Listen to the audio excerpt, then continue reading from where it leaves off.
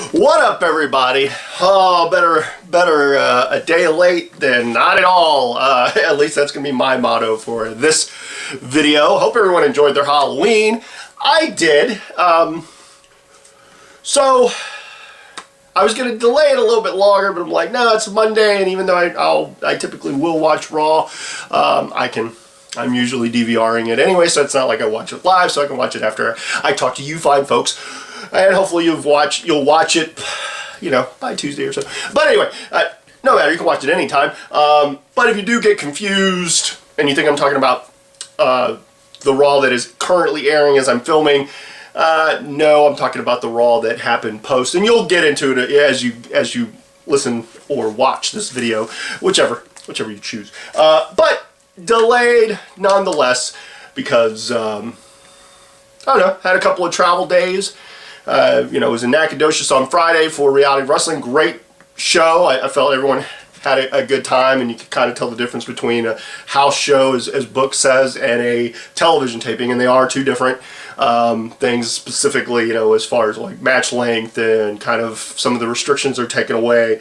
It's more of a chance to feel stuff out. Kind of builds on your character, and more importantly than anything else, while you should have fun anytime you're in the ring, it's there's not as much pressure. Although there is pressure because you're going to ultimately have to answer to probably Booker T if something goes horribly wrong or it's not really following protocol and whatnot. But again, fun throughout. And I kind of lucked out because I left right after we packed up the truck to bring it back.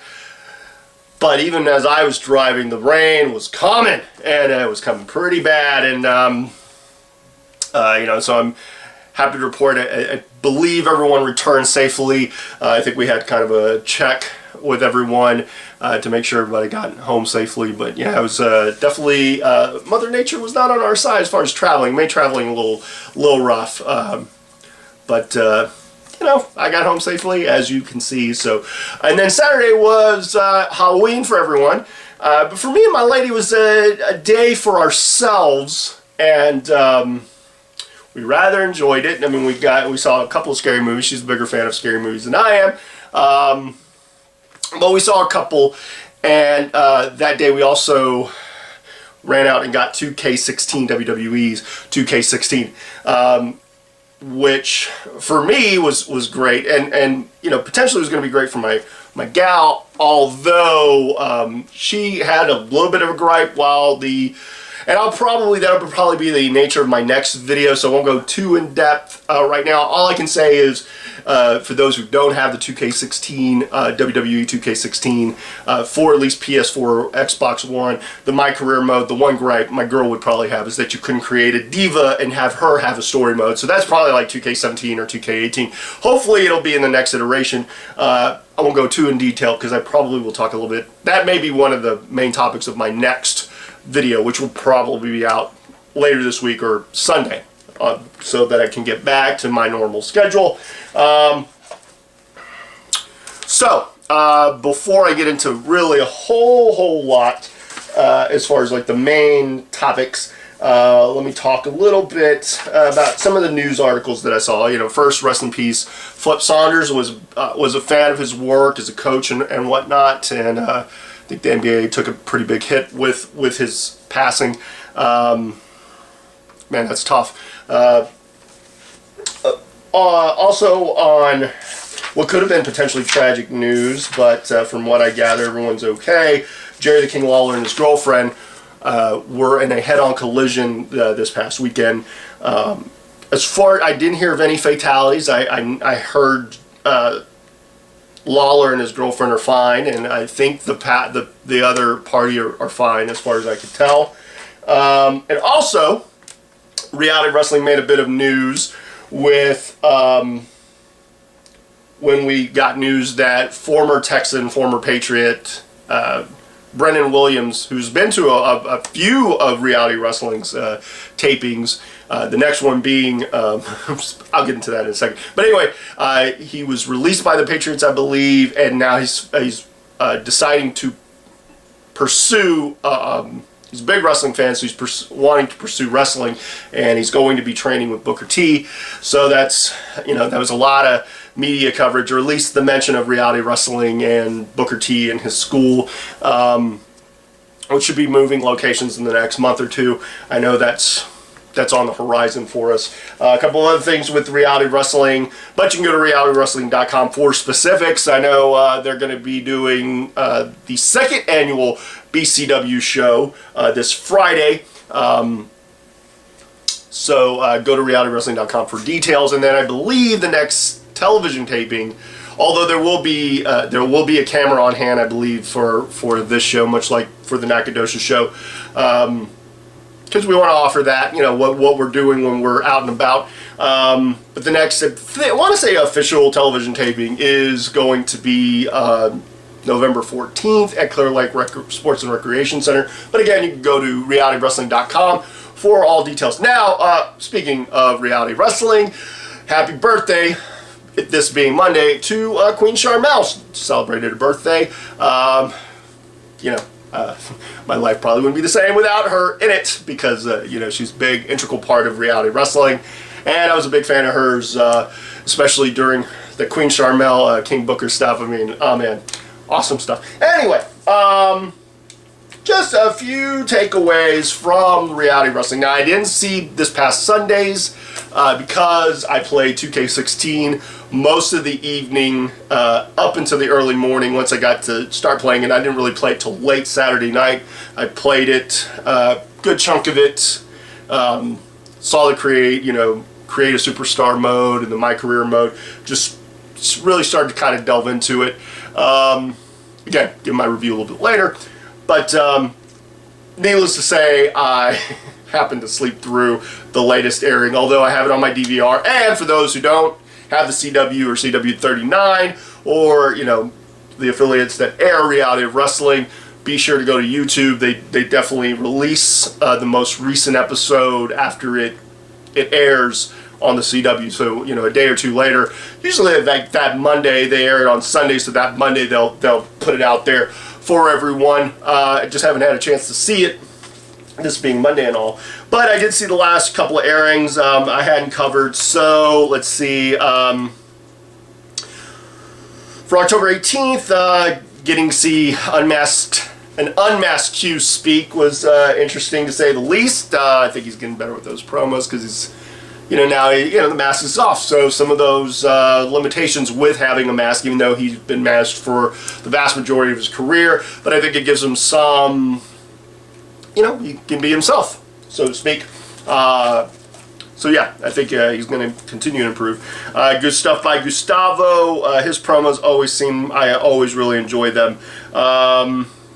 I enjoyed Cameron Cole against Ransom. I enjoyed Andrew Lockhart against Rob Barnes. Really enjoy Andrew Lockhart's work. The promo work, the Now You Know, the theme song, his entrance, a lot of it, the male model stuff, which I'll get into a little bit later, but I'm really enjoying what I'm seeing from there. And I gotta say, I enjoyed Parviz versus Brian Keith for the TV title. And there seems to be something going on there with Gustavo and Parviz, and I don't know. Seems like that group's joining forces again. So beware if you're one of those that crosses path. Luckily, I don't have to cross their path, because I'm in the back mentoring and producing segments, so I don't ever have to worry about those big guys coming after me. Anyway, and then on October 25th, the one that aired, I really enjoyed Abel Andrew Jackson and E. Snow. I really liked the Ministry of Defense, and they came out and basically took out Shane Taylor, which gave J.J. Blake his first win. Kudos for J.J. On getting that win. It was definitely dynamite indeed. Dynamite! Love that guy. Love that guy. Really like what he's doing. And then Q against Pride in that airing's main event. Really solid stuff. Pride, I've always enjoyed his work, and I've always enjoyed Q's work, so getting to see those two lock horns was great. Let's see if anything else before I go into it. So, Hell in a Cell, a couple weeks back, or last week, watched it on the network, as I watch most specials nowadays. What were my thoughts? Now, initially, I actually gave like some predictions, and I didn't do too badly on this. But let's go into and break them down. What I thought, what I liked, maybe what I did like, or what surprised me. Let's see how it goes. Because really, I'm just looking at the results here for both, and a couple of notes here and there. The kickoff show featured the six-man that it aired. That it was a rematch of a six-man that took place on Raw, and it had Neville and Ziggler and Cesaro taking on King Barrett, Rusev, and Sheamus. Real quick, hopefully Rusev has a speedy enough recovery, but if his arm's in a sling or it's bandaged up, hopefully he can still be part of that three-man tandem of Barrett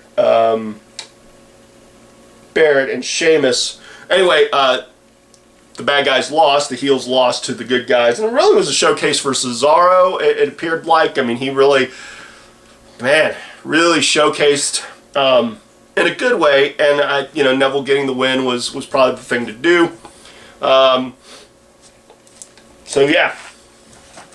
Not too much to say there. It was an entertaining match, and I thought everybody worked hard. I think top to bottom, everyone on the Hell in a Cell card worked really hard and produced some quality matches. So, and this one was no different. Fun, again, having seen it, something similar to it, the Raw before, may have taken a little bit away from it. Now, to open up the show, they had the Open Challenge. John Cena defended his U.S.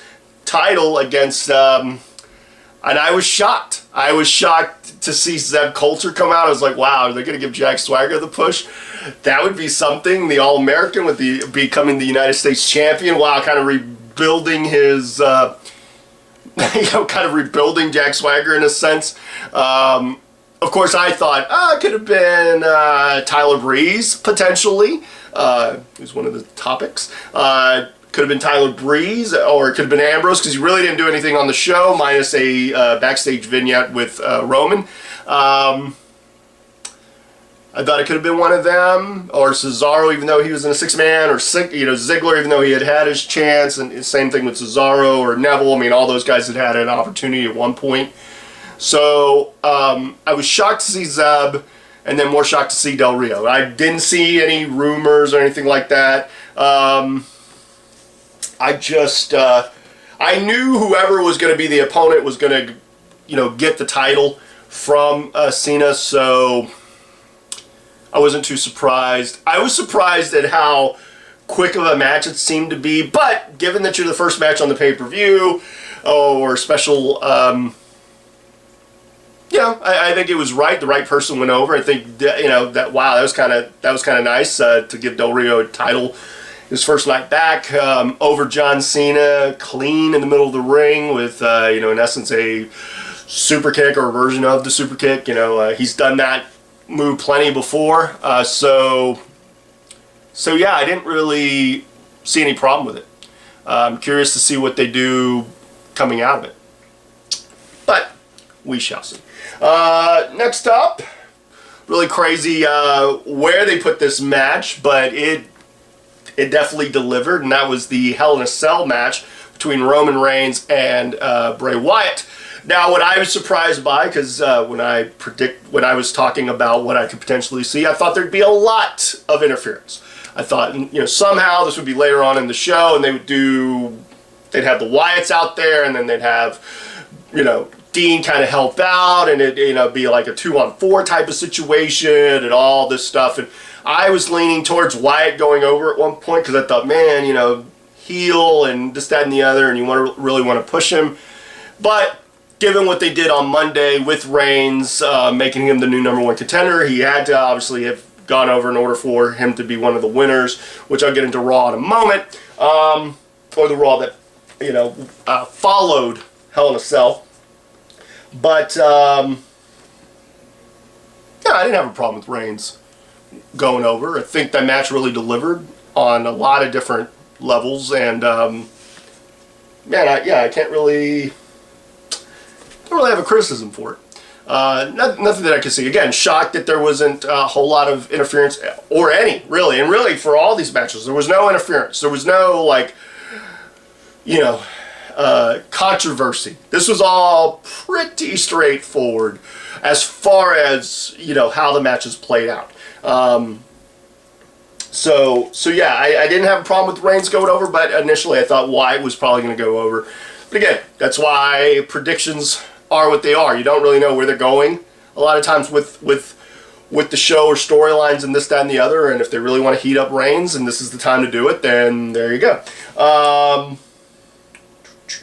The next one for the tag team titles featured the New Day, who were the champions, minus Xavier Woods, which was crazy. You know, they had the armbands and the fact that they were a two-man group going against the Dudley Boys, and I thought the Dudleys would potentially win it. Especially once I thought Xavier, you know, once I saw that Xavier wasn't going to be part of it, I thought, oh wow, 2-on-2. There's no, you know, again, the strength in numbers for heels is paramount. Much like I thought, okay, a 1-on-1 between Wyatt and Reigns. Reigns should go over because Bray doesn't have his family. Even though I thought Wyatt could pull one out because of all the, you know, potential interference, which did not happen. This was kind of the same thing. I thought, okay, maybe the Dudleys would go over and kind of a feel good, and then the next night on Raw, you know, they get their rematch, even if it's a one-day thing or, you know, lasts a couple of weeks or something like that, but it was kind of a short-lived thing. But much to my surprise, New Day went over clean. Again, most team, I mean, there was, you know, some shenanigans during the match, but for the most part, they went over clean. Next up, Divas title, Charlotte, defending champion, going against Nikki Bella. Now, despite what was going on, I didn't really see Charlotte losing. I thought Charlotte winning was probably going to be the way they went, and I thought these two put on one hell of a match. Much like I thought New Day and Dudley's put on a great, entertaining match, and Reigns and Wyatt really put on one of the matches of the night, if not the match of the night. No, not really the match of the night, but one of the matches of the night. This was kind of a show filled of matches, potential matches of the night. But Charlotte and Nikki, some people may have an issue with the two or have an issue with Nikki. I didn't. I liked the match. I liked what they did. I felt like you've got to build some sympathy for Charlotte. You got to kind of work that stuff in because you've got to tell that story. Otherwise, you're negating what they've built with Nikki. And people can argue about the 301-day reign, but the truth is, hey, she held it for 301 days. You got to give her something. She was trying to retain, and luckily, you know, Charlotte did. I thought Charlotte would retain. So yeah, no, I didn't have a big problem with that. Next up, WWE World Title, Rollins versus Kane. Now this is like third front, you know, it's not even semi-main. I didn't have a problem with where it was placed. I didn't really have a problem with any of the matches where they were placed, although, well, I'll get into that in a minute. Rollins versus Kane, it was what it was. I think it served its purpose, so to speak. I thought both guys worked hard. But not the best matches, for whatever reason. Chemistry is kind of a funky thing. Sometimes it really works real well, and both guys come out and they look, you know, both talents come out and they look really awesome, and it's a great showing for both. Sometimes it just doesn't quite work, for whatever reason. But Rollins retaining, didn't have a problem with it. Just moving on to what's next, which I think is the main story. Like, hey man, one going to be a big shocker, and one going to lose the title. Kane's a good opponent for him in that respect. So yeah. Next up, for the IC title, Owens, the champion, took on Ryback, and another one that I didn't really assume had any other ending other than Owens retaining, and he did, and it was another match. I mean, I think the placement of it,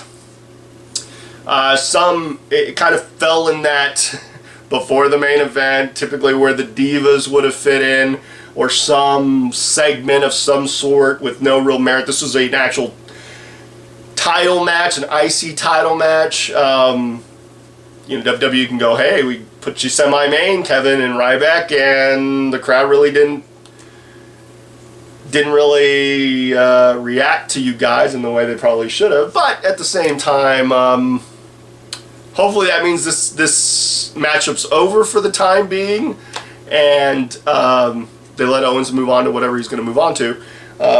No offense to Ryback, who I did read that report that he said he would replace John Cena or could replace John Cena. He told Vince McMahon that.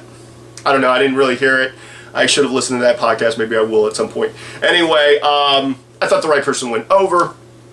And I like Owens as the IC champ. I think he kind of adds something to it where others don't, which I'll get into in a moment. Next up, the main Hell in a Cell. Taker versus Brock. Now, again, I thought Brock was going to go over. I had a myriad of things, but I figured it needed to be kind of one-on-one, and whoever won is the better man. And in this instance, in a pretty hellacious Hell in a Cell, specifically because of the blood. There was a lot. I mean, there was enough blood in there. I thought Brock going over was the right call because he's kind of built as this beast, and it's going to take someone special to pin him, I think. Especially now that he's gotten heated up, and most of his matches, even though there are elements to it, it's not like an Extreme Rules match or something like that where there's weapons for his opponent to really utilize to beat him. I mean, you just literally have to just, for all intents and purposes, stay on him. I thought the match was good. I thought both these guys performed excellently, and I thought the blood added a lot to the drama. I wouldn't expect blood with every match, and the fact that it was the only match, and then all the outrage or the reports of the outrage, which it is what it is. Blood happens whether it's accidental or on purpose. Now, if it's on purpose, obviously there's protocol in place within WWE because of their rating and because of them being a publicly traded company that they can't really allow blood on a regular basis. Plus, you don't want to have blood for just having it on the show. There's got to be a purpose to it, a meaning for it. Now, I heard the reports, and at first it was like Kevin Dunn and Vince McMahon are furious over the blood, and then apparently it might be that Vince McMahon was upset because, Brock kind of slapped away the doctor. Well, what do you expect? Brock's kind of a temperamental guy, and even though he does what's best for business, at the same time, it is kind of one of those things like, well, what did you expect? He was... You're messing with him during this match and trying to stop, and you hear the boos and all this. But again, I didn't think it took away from the match overall, and I really enjoyed their matchup. I think it really was a great final chapter, if in fact it is the final chapter. You never know with WWE. They say final chapter a lot as a selling point. Hopefully this truly is kind of the last match between those two, because really, where else can they go from here? I don't know what else you do with the two, with Taker and Brock. I think at this point, you kind of let them do their own thing. Now, the end of it, seeing Taker kind of getting the standing ovation, which was warranted, I thought was great, even though I'd seen like the Survivor Series ad where it was like 25 years of Undertaker, the 25th anniversary of Undertaker's debut, which is an extremely big deal. Again, how they're billing it, and to have the Wyatts come out and attack Taker, and really, I heard some, like Jim Ross's podcast, a review of it, and a few others talking about potentially why didn't someone come out and save Taker, and it is, well, it's a valid point. It's not the story they're trying to tell. You've got, you want this almost, they're going to have, I don't know, Taker's going to do something. Hopefully he comes up with a team if they actually... I hope they do a Survivor Series, like a true Survivor Series team aspect maybe for his next match. Who knows? They might do a singles, but I could see them doing a traditional Survivor Series match, which would be great because it's... they've been doing a better job of having those Survivor Series matches. Hopefully there's a reason for them, but more than likely that would be solid. At least that's what I think. So kudos, man. I thought all in all it was pretty solid. Now, the night following Hell in a Cell was Raw, and I watch Raw irregardless. I'm one of those guys who watches it often. I watch it every Monday. I'll watch it all the way through. Sometimes I'll fast forward through stuff depending on how late in the night it is. But I try to sit through through it. I don't have a problem with the 3-hour runtime. I've talked about this in the past.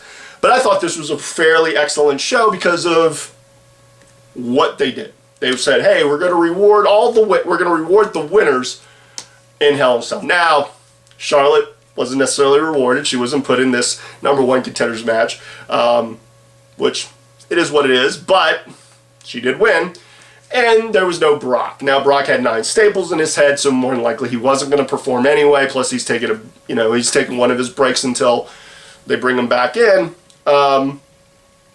And really, given what they wanted to do, I don't think they would, Lesnar would have been, oh, you want me to wrestle twice? I don't know.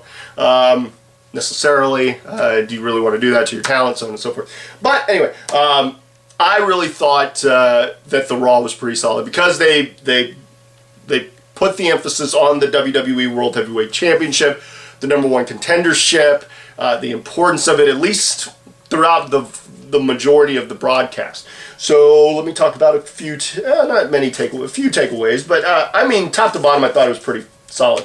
I will throw up a unicorn horn for Xavier Woods. Now, hopefully he gets back soon enough, but throwing it up. As everyone should, because New Day is phenomenal. All the pieces together, phenomenal. I thought Roman versus Kofi was good. Part of me was like, oh man, it would have been great, Kofi wins it. But Roman winning it, not a problem, considering he said, hey man, I'm going to be #1 contender at the end of the night. Which, if you're a babyface and you're going to make that kind of proclamation, then it's got to happen. Otherwise, don't make that kind of proclamation. I thought Owens versus Cesaro was really solid, as usually their stuff is, and Cesaro continues to be impressive on so many different levels. But I thought that matchup, top to bottom, was solid, very entertaining, and great for Owens to get the win. I don't think Cesaro lost anything out of it. Now, again, I would have loved for Cesaro to have gotten in that Final Four, but do you really want to job out your IC champ so quickly, especially if you're going to have to job him out at the end? Plus, you need a heel in that place since you've already got Roman. So you need a heel to fuel the babyface that is Roman, and Owens is a pretty good heel. Team PCB took on Team Bella, and Paige finally turned. Physically, she turned. She turned on Becky Lynch, and she turned on Charlotte, and you can kind of tell the seeds had been sowed quite before that, but finally they pulled the trigger, and now you can see, hey, she's going after potentially that Divas Championship. We'll see what happens this Monday on Raw later on as I watch it. Del Rio, the Mex-Americans with Zeb, it's unique to say the least. At least Del Rio's back. He had a hell of a match with Neville. I thought that was one of the better matches of the night up until the 4-way. Although I thought every match delivered, much like Hell in a Cell delivered, I thought the Raw delivered from the physicality standpoint, the wrestling standpoint. But I thought Del Rio, Neville was awesome. And the fact that it wasn't, Del Rio's not hitting like a traditional finisher at this point, at least the last couple matches the first couple matches I've seen since he's been back. He's not going for a submission win, but that's the stomp on Neville in the Trio O was something to behold, and I thought it was really solid. I mean, just the action between those two, really snug, really stiff, kind of took you out of your comfort zone of what you would normally see, kind of the traditional matches, just the way the physicality was very physical and really good. Next, you had kind of the losers bracket of, there were winners at Hell in a Cell, which Stephanie said, hey, they'll get rewarded, but the losers got like the consolation prize. And it was the Dudley Boys and Ryback against Barrett, Rusev, and Sheamus. Barrett, Rusev, and Sheamus went over. I really liked that group. And I liked the 6-man. I thought it was really entertaining. Kind of like a breakup, change of pace. Really solid. Bray Wyatt now and the Wyatt family not only have The Undertaker, but they've also taken Kane, so they've destroyed the Brothers of Destruction in less than 48 hours. I mean, that's what they did. And then on SmackDown, I remember that they took out, they had like a Face Your Fears challenge and laid out Cesaro, but they did not take him out, so he won't be the next addition to Team Taker if there is in fact a team. Big E versus Ziggler. I thought it was pretty solid and entertaining. Ziggler going over in that.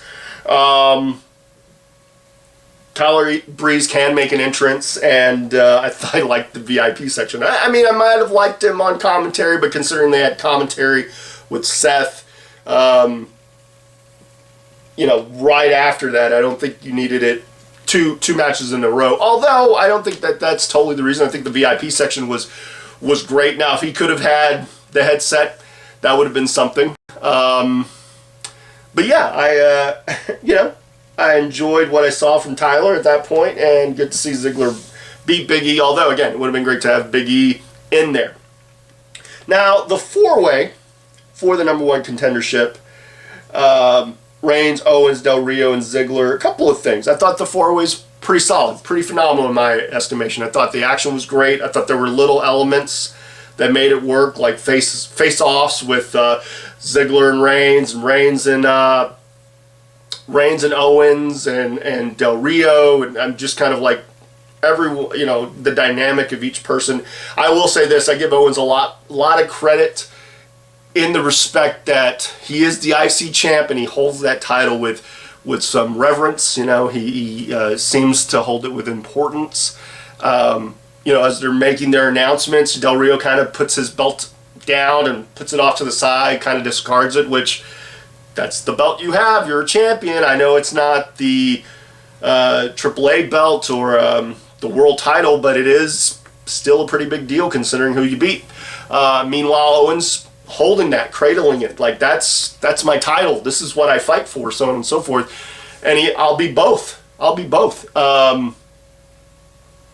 don't know. That was a nice touch. You know, it just further shows me how much Owens has respect for his position and where he's at and what he's trying to accomplish. And he adds some respect level to the IC strap. Again, I'm hoping Del Rio, you know, shows that same kind of respect for the length of time that he has that title. Reigns going over, the way he went over, you know, countering the pop-up powerbomb, I thought was pretty good with the Superman punch. And then the face-off between him and Rollins to close off Raw was something, and seemingly the crowd being behind Reigns is a good sign. So yeah. Now, Breaking Ground. I had talked about being looking forward to this when it finally aired. When I saw some of the trailers for it or some of the advertisement for it, I thought, oh man, that could be something. And I really enjoyed it. Now, I watched it on Sunday because they said, oh, we're going to have this special presentation of Breaking Ground. It was right after the pay-per-view, so I was like, well, let's watch it.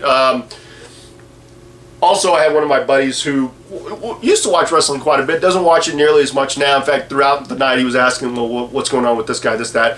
And as soon as I would answer, they'd show a video package, which I was like, well, we should have just waited. I mean, they're going to catch you up. But we ended up watching Breaking Ground after that. So, I really like it. Now, for those who say, oh, well, it exposes the business a whole lot, it's like, it's not doing anything that they haven't already done. I mean, you could say it's exposed, you could say this, that, the other, they're just kind of giving you the insight. It is what it is. People for years have been clamoring, what happens behind the scenes in WWE? Well, this is kind of one idea. Now, is that totally how it happens? No, I'm sure when the cameras are off there, that's the form of kayfabe. But when the cameras are on, I think it's all potentially a work. You never know. It's all editing and this, that, and the other. But I liked it for what it was, who they showcased. They're obviously going to show people that aren't going to make it, because it's not the story about how everyone can make the WWE or NXT roster. It's about the people that can't, in some respect. And those that seemingly can and seemingly, are able to circumvent it and kind of play by their own rules or whatever. Again, it's all editing. It's the power of editing. So, I don't know. I enjoyed it. I'll watch it pretty regularly. I don't know if I'll watch it every Monday after Raw. I probably will watch it sometime. You know, my girl liked it too, which is always nice. But again, I was a little confused by the fact that they were going to debut it a day early. But I guess, hey, we got all these people watching Hell in a Cell. Let's show them this, so maybe that they'll start tuning in, and then, you know, I could see the point to it. But again, it was a little odd. So as I always like to tell people, hey, you know, send me questions if you got comments, whatever, you know, topics you want me to discuss, leave it for me, and I'll respond to it. And a friend of mine on YouTube, if you don't subscribe to her, you know, feel free to subscribe to her. She has some great insight on some things and opinions and whatnot. Nutty rock chick, but she's also one of my Facebook friends. Her name's Heather Ellis. Don't want to give too much away, but I'm sure, you know, she's my friend on Facebook. She's friends with a lot of people on Facebook, so it's not like I'm giving something out. But she had a few, you know, she likes my videos, which is great. I appreciate that, Heather. Thanks for supporting me. But she had a question. She wanted to know about my in-depth analysis of Tyler Breeze. So I thought, well, why not? Because I like Tyler. I've liked his act for a while. You know, since, as long as I can see him now. For those who don't know, he was trained by Lance Storm before he went to the Performance Center. Before he went to, you know, when he was with FCW or NXT. I mean, before that, he trained with Lance Storm, and he's been in developmental or NXT for quite a while. A lot of people think he should have been called up long before he got called up. And I can understand people's opinions of that. I don't necessarily think you need to call someone up right away and people can say what they want. NXT's a great brand and I like it and I enjoy it. It's got all the buzz. But you ultimately probably want to be in WWE because that's really what carries. I mean, that's what carries WWE is like Raw and SmackDown, specifically Raw. So you want to be called up to the main roster. And I understand the desire to stay, or for those who say, oh, you don't want to get called up because they're going to screw you up. I don't know, one day I'll talk about that. Being a guy in creative, I would just say you got to make it work, whatever they give you sometimes, so that they can trust you, and then they're like, okay, well, we can give you this. But that's not this conversation. I like Tyler, especially once he became Tyler Breeze, a lot, in large part because of the selfie stuff. His promos, the way he films them, I think is cool. You know, his little selfie, the selfie way that he does it. I really thought it was creative the way they would do. Before that, I remember Cody Rhodes having the mirror, and he would look in the mirror and that would show. And I was always like, wow, that is something cool when he was dashing Cody Rhodes. But I never seen, I mean, I've seen other people do something similar with a selfie thing, but it never really broadcast to the people. You know, it's just someone potentially just holding a phone. Now maybe they're taking selfies, but you don't really get to see that. And with Tyler, you got to see that. I thought his one, at least early on with NXT, his entrance was one of the highlights. I really enjoyed it because again, it was something new. You know, the gear, the furry vest with the matching furry, you know, how color coordinated he was, and the vest would match his kick pad covers, which were the furry boots, but like kind of a furry tassel thing, which was awesome. His demeanor, but I thought, oh, it's kind of one-dimensional because he's a male model and all, for all intents and purposes. But you could get away with so much because you could be overly cheesy and over dramatic and like don't touch the face and this, that, and the other. I really liked his original theme song, although some people probably thought it was pretty generic. I liked it because it fit him, but then when they updated it, it was actually him. I really got a kick out of it. I got a kick out of the fact that they did like a world premiere video for it, and it was like him doing the song. And then his entrance kind of morphed a little bit with the selfie stick, and I thought, wow, that's a phenomenal touch, and that matched his gear. Yeah, I just really enjoyed it. And once he started to become more aggressive with his in-ring stuff, then I really thought, okay, this guy's got something more than just that persona. He's got something. the aggression factor to me is paramount. He, especially as of late, when he's had the opportunity to look aggressive, he's just been aggressive. He's been the aggressor. He does a lot of the nuanced stuff really well. I remember his match with Liger, he would at first be a little irritated by the ref, but as it got towards the end of that match, he got more demonstrative with his irritation towards the ref and screaming at the ref at one point, and that being kind of like the cause of his downfall because he's not paying attention to his opponent. He's getting, he's getting rattled by the ref. But his aggressive tone really worked. And I understand the people that make the complaint that, God, I wish he would win more. But the truth is he is a heel, and like if they are booking kind of old school in some respects at NXT, then heels ultimately have to lose. They ultimately are built up. I mean, he's built up to talk a lot of smack so that when he faces that opponent, you want the opponent to beat him.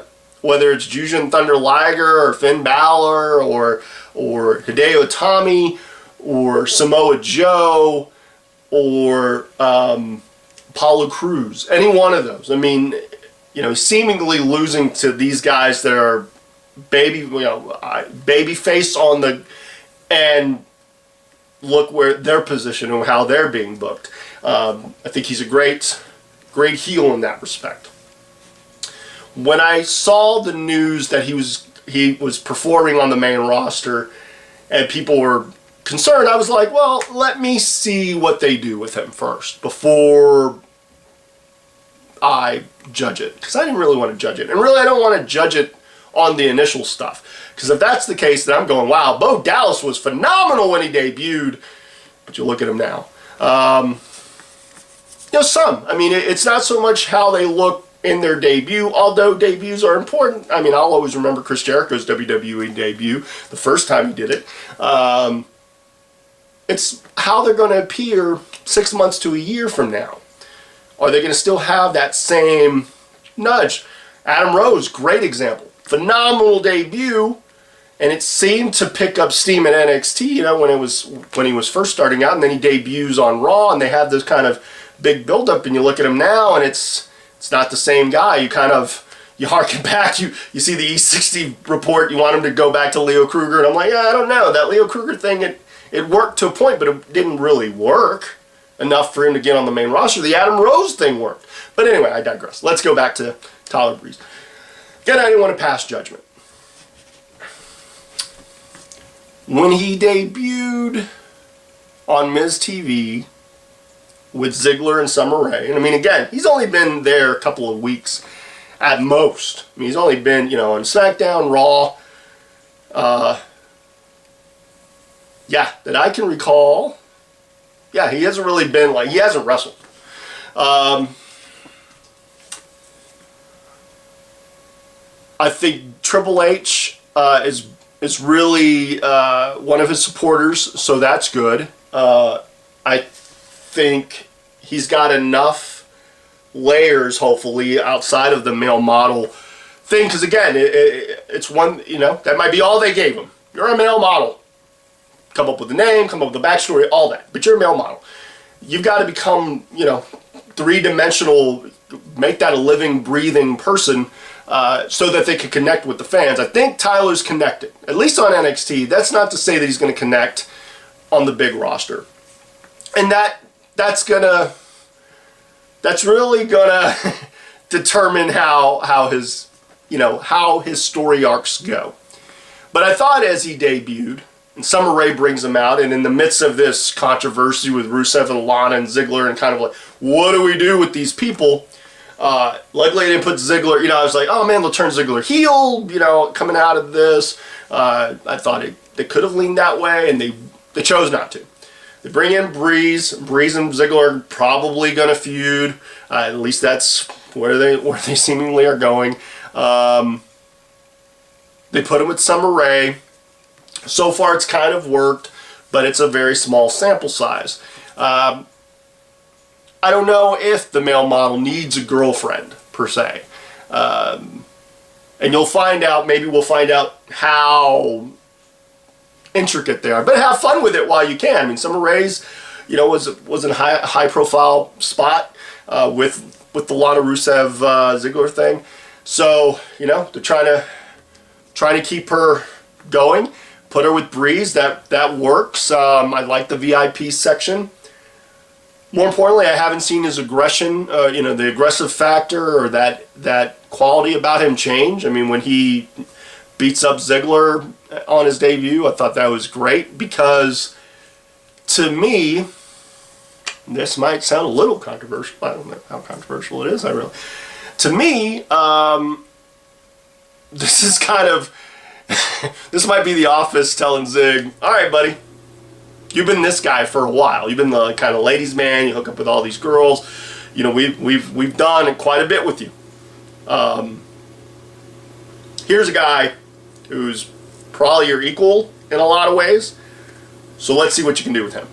And for Tyler, it's probably like, well, Ziggler's he's you to a degree. I mean, he's the show off, blonde hair, bumps really well, so on and so forth. But probably the biggest knock for Ziggler is that when he's in matches, it doesn't always feel like it's a fight. People can say what they want about the business and how exposed it is, but the truth is that when they're trying to put stuff out, especially certain athletes, and for the most part, they're trying to put out a serious, combative product. Sometimes it's counterintuitive with what they're trying to do and all the other things that they try to do, but ultimately it is a fight. That's what they build. They're building fights, whether they like it or not. But there are times when I watch Ziggler that he's just too athletic and too graceful for his own good. There have been other guys in the past, and I can name a slew of them, that just, when it was time to get down and dirty in that fight, they didn't look quite down and dirty. Now, Ziggler's improved, and you put him in stuff where there's that emotional connection. He can really do some stuff. The stuff with Sheamus, for instance, really, but that was kind of cut short. That latest, little feud. Tyler doesn't seem to have that. He's athletic and he's graceful, but when he throws a punch, it looks like a punch. When he throws a kick, it looks like a kick. He looks like he's trying to be in a fight. He's very aggressive, and he doesn't, as quick as he's moving, doesn't seemingly have wasted movement. Again, it could be all what they preach in NXT. He's, well versed, but more importantly, he does a lot of the nuanced stuff, and I am looking forward to seeing what they do with him. Now, 6 months, a year from now, if he's kind of languishing and not really succeeding, or he's just kind of where he's at now, and he's there in a year, then we can say, well, that's either they lost faith in him or they lost interest in the story or something. But here's hoping that he does well, because, for NXT, a guy who's been through the system as long as he has, it's paramount that he does, he gets something out of it, and I for one am hoping that he does. So yeah, like I always say, I always enjoy people who want my opinion on things, obviously, so it gives me something to talk about. So yeah, I think that's it for now. Oh, I did see Walking Dead. I saw it like a day late after the big to-do, and what's gonna happen, and did he really die, and unfortunately in the comics he's dead. I'm not giving too much away because that was issue 100 when he died. I remember spoiling it myself because I turned into my buddy bought me the comic. He was being nice. It was like a present. I was reading the trades. I just happened to turn it to the middle page, and there was the big spread of what happened to Glenn as far as in the comics. So the show doesn't really follow the comics. Elements it does, but Daryl Dixon's not in the comics really. So yeah. I did watch last night's and 90 Minutes and how Morgan came to be. I thought that was really well done. I've enjoyed this season. It's not going to kill me if Glenn doesn't survive this. it's a beloved character, and unfortunately, beloved characters, if they're beloved enough, especially on that show, will die.